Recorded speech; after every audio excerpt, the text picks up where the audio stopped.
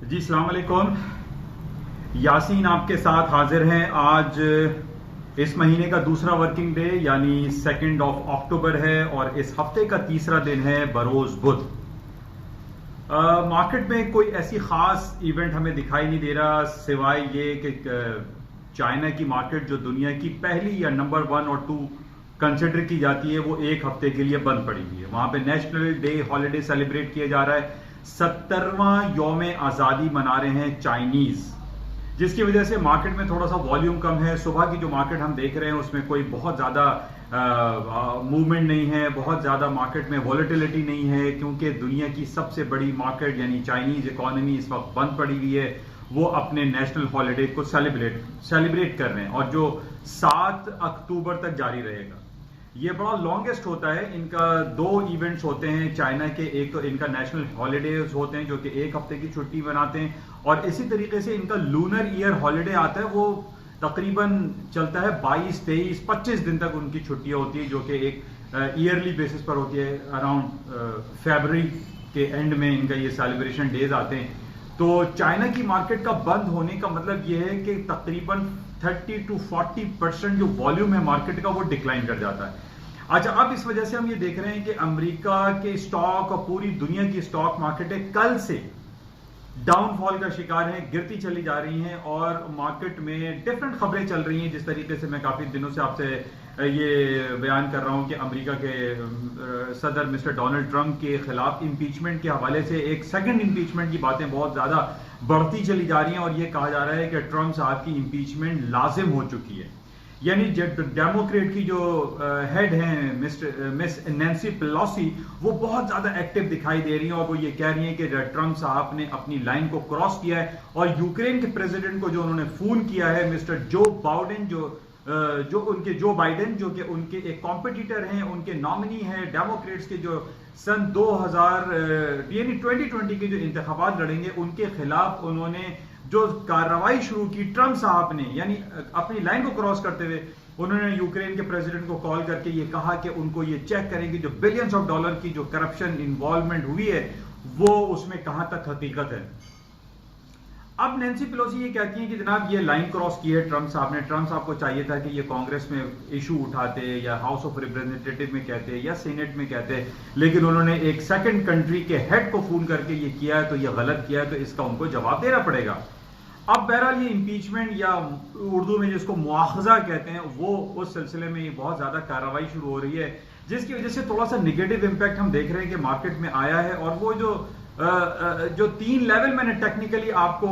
Important बताए थे, यानी S&P का 2945 का लेवल भी हमें टूटता हुआ दिखाई दे रहा है। कल भी मार्केट ने लो कर दिया था और अराउंड 2940 के करीब S&P चल रही है। इसी तरीके से डाउ जोन्स का जो 26,400 का लेवल है, मार्केट तकरीबन वहीं तक आ रही है। तो इट मींस के प्रेशर बहुत ज्यादा है, मार्केटें डाउन साइड पे जा सकती हैं। इसी तरीके से नेस्डैक का 78 फिगर का लेवल था, वो भी टूट के 77 फिगर के लगभग मार्केट चल रही है। इट मींस के प्रेशर बिल्डअप हो रहा है, स्टॉक मार्केटें डाउन हो रही हैं। अमेरिका के सदर डोनाल्ड ट्रंप की इंपीचमेंट की जो बातें हैं, जो आवाजें हैं, जो सिलसिले हैं, वो बहुत ज्यादा जोर पकड़ते हुए दिखाई दे रहे हैं, जिसकी वजह से थोड़ा सा निगेटिव इंपैक्ट स्टॉक मार्केट में हमें दिखाई दे रहा है। हालांकि पिछले दिनों बहुत ज्यादा बातें ये हुई कि जो इनकी रॉबर्ट मुलर की इंपीचमेंट के हवाले से था कि उन्होंने जो है 35% को बिहाइंड द बार डाला हुआ है और ट्रंप साहब की इंपीचमेंट होगी, ट्रंप साहब को जो है वो कुर्सी छोड़नी पड़ेगी, सदारती कुर्सी को। लेकिन उसके बावजूद भी कुछ भी ना हो सका। लेकिन मैं अभी भी इस बात पर, जैसे जो जितनी रिपोर्ट्स वगैरह मैं देखता रहता हूं, उसमें मुझे ये लगता है कि इस इंपीचमेंट का कोई निगेटिव इंपैक्ट स्टॉक मार्केट पे एज अ होल पूरी इकोनॉमी पे, अमेरिका की इकोनॉमी पे कोई निगेटिव इंपैक्ट पड़ने वाला नहीं है, क्योंकि ये इट्स अ सिंपल इंपीचमेंट। और तारीख में हमने देखा है कि जब रिचर्ड नैक्सन की इंपीचमेंट हुई या बिल क्लिंटन साहब की इंपीचमेंट हुई, तो उस हवाले से इंपीचमेंट के बाद ऐसा नहीं हुआ कि सदारती कुर्सी को उनको छोड़ना पड़ा या उनको जो है वो इस्तिस्ना हासिल होता है या उनको माफ कर दिया जाता है। तो प्रेसिडेंट ट्रंप इस वक्त बहुत स्ट्रांग पोजीशन में, और हम ये नहीं कह सकते कि जनाब ये यूक्रेन के प्रेसिडेंट को फोन कॉल करने पे उनकी इंपीचमेंट अगर कॉल हो भी जाती है तो प्रेसिडेंट ट्रंप साहब को अपनी कुर्सी से हाथ धोना पड़ेगा, ऐसा नहीं दिखाई देता। स्टॉक मार्केट जहां तक डाउनफॉल हो रही है और जो गिरती जा रही है, कोई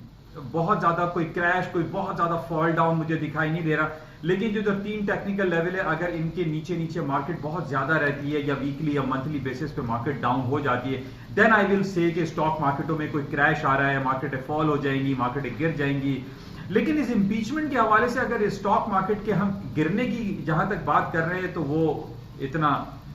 खातिर खा मुनासिब नहीं है, क्योंकि इंपीचमेंट हो भी जाती है अगर, तो उसमें सदर साहब बरकरार रहेंगे, ऐसा कोई प्रॉब्लम दिखाई नहीं देती। बहरहाल जो मार्केटें डाउन हो रही है उसकी वजह जो आई पर्सनली फील के, क्योंकि चाइना की इकोनॉमी, चाइना की पूरी मार्केट एक हफ्ते के लिए बंद है, मार्केट में वॉल्यूम कम है, जिसकी वजह से थोड़ा सा डाउनफॉल दिखाई दे रहा है। और एक दूसरी वजह जो हमें डाउनफॉल होने की एक वजह कह सकते हैं कि जो ब्रेक्जिट, अक्टूबर का महीना शुरू हो चुका है, ब्रेक्जिट का सिलसिला बहुत ज्यादा है, टाइम इज टिकिंग डाउन। 31 अक्टूबर को 46 साल रिश्ता खत्म होने जा रहा है बरतानिया का यूरोपियन यूनियन से। तो एक बहुत ज्यादा एक केओस, इनैर्की और टेंशन तो वहां पर बहरहाल पाई जाती है, जिसकी वजह से थोड़ा सा यूरोपियन स्टॉक्स भी आप देख रहे हैं डाउन हो रहे हैं, बरतानिया के स्टॉक्स भी गिर रहे हैं, और अमेरिका के स्टॉक मार्केट तो वैसे ही डाउनफॉल का शिकार है फॉर द टाइम बीइंग। इसको हम ये नहीं कह सकते कोई उनकी कोई बैड फिगर्स आ गए, कोई उनकी जॉब रिपोर्ट खराब आ रही है, या उनके जीडीपी रेशियो डाउन हो रहा है, या उनकी कोई बहुत ज्यादा टेंस हालात पैदा हो रहे हैं, या उनकी इकोनॉमिक सिचुएशन जो है वो काफी नेगेटिविटी की तरफ जा रहा है, ऐसा है नहीं। ये टेक्निकल करेक्शन हम कह सकते हैं कि स्टॉक मार्केटें थोड़ा सा डाउन होती हैं, उसके बाद दोबारा से ऊपर जाना शुरू हो जाती हैं। लेकिन इसमें सबसे इंपॉर्टेंट जो पहलू है, जो फैक्टर है, वो चाइना की इकोनॉमी का एक हफ्ते के लिए बंद होना, हम ये कह सकते हैं। अच्छा, इसके साथ ही हम ये देख रहे हैं कि गोल्ड की कीमतें जो काफी अरसे से मैं अपनी बात पे कायम रहा और उसमें काफी हद तक कामयाबी भी हासिल हुई कि 1490 में आपसे 12 कहता रहा, 1490 के मार्केट या 1480 के नीचे मार्केट जब तक नहीं आती, गोल्ड की कीमतों में खातिर खा कमी नहीं होगी। ये पिछले 1-1.5 महीने से मैं आपसे ये कह रहा था। लेकिन अब हम ये देख रहे हैं कि 1490, 1480 या 1485 का लेवल टूट चुका है, मार्केट 1460, 1462 पे चल रही है। इससे पहले भी मैंने आपसे ये कहा था कि अगर ये लेवल टूटा, यानी 1485, 1490 का लेवल टूटा, तो ये टूटने के बाद रेजिस्टेंस बन जाएगा। और कल यही सूरत हाल हुई कि कल गोल्ड की कीमतों ने हाई के स्पॉट मार्केट में 1487 का, 1490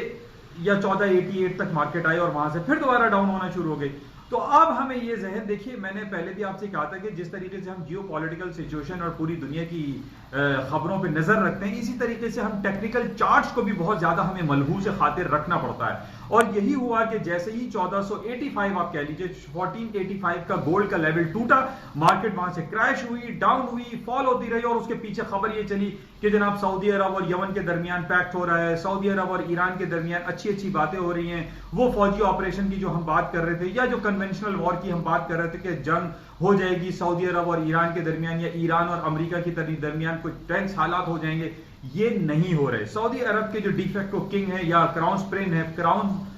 प्रिंस मिस्टर मोहम्मद बिन सलमान ने ये कहा है कि जनाब ईरान के साथ फौजी ऑपरेशन, ये कन्वेंशनल वॉर किसी मसले का हल नहीं है। और ये मैं पर्सनली भी काफी अरसे से आपसे ये बात बयान करता चला आ रहा हूं कि देखिए, जंगो जदल किसी भी मसले का हल नहीं होता, आखिर में आदमी को टेबल टॉक ही करनी पड़ती है। ये पिछले 18-19 साल से हम देख रहे हैं कि अमेरिका और तालिबान, अमेरिका और अफगानिस्तान के दरमियान जो हालात चल रहे हैं, तालिबान को वो मार रहे हैं, लेकिन आफ्टर एंड क्या हुआ, उसकी बॉटम लाइन क्या हुई कि दोहा कतर में तालिबान का और अमेरिका के साथ टेबल टॉक्स हुई, और फिर अभी ज़ल्मे खलीलजाद जो स्पेशल रिप्रेजेंटेटिव है अफगानिस्तान वाशिंगटन के, वो भी तालिबान से टॉक्स कर रहे थे, लेकिन बहरहाल वो फेलियर की तरफ चल गई। नो प्रॉब्लम, ये फिर टॉक शुरू हो जाएंगे, फिर हालात बेहतर हो जाएंगे, लेकिन एंड रिजल्ट जो है वो जंग नहीं है। मैदानी जंग से आप कुछ नहीं हासिल कर सकते, आपको टेबल पे आना पड़ता है, आपको टेबल टॉक्स करने पड़ेंगे, आपको डायलॉग्स करने पड़ेंगे, आपको कुछ बार्गेनिंग करनी पड़ेगी, कुछ लेने और देने की पॉलिसी को अडॉप्ट करना पड़ेगा। और यही सिलसिला हमने देखा, जिसकी वजह से कल सोने की कीमतों में कमी आई, और खातिर खा क्रूड ऑयल की मार्केट, जो कि तकरीबन 3-4 महीने का इसने लो कर दिया, 52-53 के डॉलर पर बैरल के हिसाब से मार्केट आ गई। तो जिस तरीके से मार्केट डाउन हो रही है, गोल्ड की, सिल्वर की, क्रूड ऑयल की, पैलेडियम, प्लाटिनम, कल प्लाटिनम बहुत टूट गया था, तो सारी की मार्केटें डाउन हो रही हैं। उसकी वजह क्या है कि सऊदी अरब और ईरान में अच्छी अच्छी बातें हुई। सऊदी अरब और यमन और हौसी कबाइल में एक बहुत अच्छी खुश आइंद बात है कि तमाम जो है टेबल टॉक्स पर आ रहे हैं। यमनी फोर्सेस ने या हौसी कबाइल ने सऊदी अरब के कैदियों को रहा किया। ये बड़ा गुडविल गेस्चर है, जिसकी वजह से हम ये देख रहे हैं कि सोने की कीमतें कम होती जा रही हैं। अब इसका टेक्निकल लेवल जिस तरीके से मैंने आपको कहा था 1485 को आप जहन में रखें, 1485 या 1490 के नीचे मार्केट रहती है, it means the market will remain down side, lower side पे गोल्ड सिल्वर रहेंगे और मार्केट और नीचे आ सकती है। इसी तरीके से क्रूड ऑयल की प्राइसेस हम देख रहे हैं कि इन अच्छे हालात के पेश नजर सऊदी अरब और ईरान और यमन के दरमियान जो अच्छी बातें हो रही हैं, इसका पॉजिटिव इफेक्ट आ रहा है, यानी मार्केट डाउन साइड पे आ रही है और हालात बेहतरी की तरफ जा रहे हैं। अच्छा, दूसरी तरफ हम कश्मीर और अफगान ये जो आपका हांगकांग का सिलसिला ये हमारे सामने, जैसे कि कल भी और 2-3 दिन से मैं आपसे बयान कर रहा हूं कि जब भी बहुत ज्यादा लिंगर ऑन हो जाती है कोई चीज है, यानी कश्मीर का इशू है या हांगकांग का मसला है, वो अब वो खबर इतनी ज्यादा इंपॉर्टेंस नहीं रख रही है जितनी ज्यादा आज से 1-1.5 महीने पहले उसकी इंपॉर्टेंस थी। अब चूंकि एक रूटीन का मसला हो गया, रूटीन का मामला है, हांगकांग में रोजाना मसले चल रहे हैं, प्रोटेस्ट हो रहा है, कश्मीर का मसला जो है वो आपके सामने है। तो बहरहाल ये नेगेटिव तो है, लेकिन इसका इफेक्ट मार्केट जो है उसको नहीं ले रही है और जिसकी वजह से मार्केट ने 1485 या 1490 के लेवल गोल्ड को तोड़ दिया और मार्केट नीचे इसकी तरफ है। अच्छा, इसी तरीके से हम बात कर लेते हैं ब्रेग्जिट के हवाले से। जो ब्रेग्जिट चल रहा है, जैसे कि मैंने आपसे कहा था कि 7th लार्जेस्ट, ये 6th लार्जेस्ट इकोनॉमी है बरतानिया पूरी दुनिया में। अब इसका अगर नो डील ब्रेग्जिट हो जाती, यानी बगैर किसी मामलात के, बगैर किसी एग्रीमेंट के अगर बरतानिया यूरोपियन यूनियन से अलहदा हो जाता है, तो ये पूरा एज अ होल बरतानिया के लिए और एज वेल एज पूरी यूरोप की जो इकोनॉमी है उसके लिए बहुत ज्यादा नेगेटिव हो जाएगा। शीराजा बिखरता हुआ दिखाई देता है, क्योंकि जिस तरह मैंने आपसे कहा था कि अगर बरतानिया यूरोपियन यूनियन जो कि 46 साल एक रिश्ता है, एक कॉमन मार्केट कॉन्सेप्ट था कि जनाब आपस में रिश्तेदारियां हैं, नौकरियां कर रहे हैं, अकाउंट खोल रहे हैं, लोग एक दूसरे मुल्कों में कंपनियां खोल रहे हैं, फैक्ट्रियां खोल रहे हैं, उनकी फूड जो प्रॉब्लम थी, फूड रिक्वायरमेंट थी, वो एक दूसरे को फुलफिल कर रहे थे। लेकिन बरतानिया का यूरोपियन यूनियन से अलहदा हो जाना, 28 ममालिक के एक यूनियन से अलहदा हो जाना बहुत ज्यादा नेगेटिव होगा, जिसका इफेक्ट हम ये देख रहे हैं कि यूरोप की इकोनॉमी, यूरोप की स्टॉक मार्केट, बरतानिया की, आज अमेरिका की इकोनॉमी डाउनफॉल का शिकार है, क्योंकि अक्टूबर का महीना शुरू हो गया और अक्टूबर के आखिरी तारीख यानी 31 अक्टूबर को बरतानिया यूरोपियन यूनियन से अलहदा हो जाएगा, जिसकी वजह से नेगेटिव इंपैक्ट आ रहा है। लेकिन नेगेटिव इंपैक्ट में फिर दोबारा आपसे ये कहूंगा, क्योंकि चाइना की मार्केट एक हफ्ते के लिए बंद है, मार्केट में वॉल्यूम कम है, जिसकी वजह से मार्केट में नेगेटिव इंपैक्ट आ रहा है। अच्छा, इसके साथ ही आज हम जैसे मैंने आपसे शुरू में बताया कि ये 70वीं सालगिरह मना रहा है चाइना के आज से 30-40 साल पहले एक वहां के प्रेसिडेंट गुजरे हैं, माओ ज़ेडोंग की पॉलिसी थी। आज से आप 40 साल पहले देख लीजिए, चाइना एक गरीब गुरबा मुल्क में आता था, उसकी इकोनॉमी जीरो पे थी, यानी 20 साल पहले चाइना का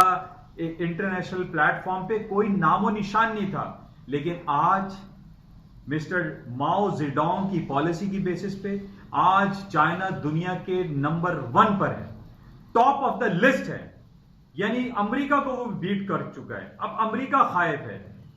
पाकिस्तान में सीपैक और इसी तरीके से रोड एंड बेल्ट इनिशिएटिव, जिसको वन बेल्ट वन रोड कहा जाता है, उसने पूरी दुनिया में रोड का जाल बिछा दिया है, ट्रेनों का जाल बिछा दिया है चाइना ने, और चाइना बढ़ता चला जा रहा है। चाइना को कोई नहीं रोक सकता। आप ये देख लीजिए कि वो पॉजिटिवली काम कर रहे हैं, अपनी इकोनॉमी, अपनी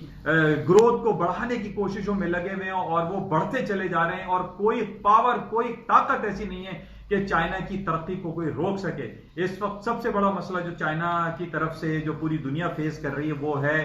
5G नेटवर्क, जो 5th जनरेशन नेटवर्क कहते हैं मोबाइल पे, जिसको लॉन्च करने में यूरोप में और अमेरिका में पाबंदी लगी हुई है कि अगर ये 5G नेटवर्क चाइना जो कि हुआवी कंपनी की तरफ से लेकर आ रहा है, अगर ये लॉन्च हो जाता है तो पूरी दुनिया की जो सिक्योरिटी कंसर्न्स है वो बहुत ज्यादा हाई हो जाएंगे, जिसकी वजह से लोग बहुत ज्यादा खाइफ दिखाई देते हैं। और 5G नेटवर्क जितनी तेजी से लॉन्च होना चाहिए था वो लॉन्च नहीं हो पा रहा है। लेकिन हमें यह मानना पड़ेगा कि चाइना इस वक्त टॉप ऑफ द लाइन है, पूरी दुनिया में छाया हुआ है। आप अपने दाएं बाएं इर्द गिर्द देखिए, आपको मेड इन चाइना के टैग लगी हुई चीजें नजर आएंगी। बहरहाल ये मुख्तसर सी स्पीच आपके साथ रहती है, और जाते हुए मैं आपसे फिर ये कहूंगा कि इस YouTube चैनल को प्लीज सब्सक्राइब कीजिएगा। सब्सक्राइब लोग कर रहे हैं, देख भी रहे हैं, वॉच कर रहे हैं, और इसको सब्सक्राइब करें और ज्यादा से ज्यादा इसको फैलाएं, क्योंकि ये उर्दू सहल अंदाज में है, ताकि एक ओवरव्यू आपको मिल जाता है कि what is happening around the market. तो इंशाल्लाह राब्ते में रहेंगे। Thank you.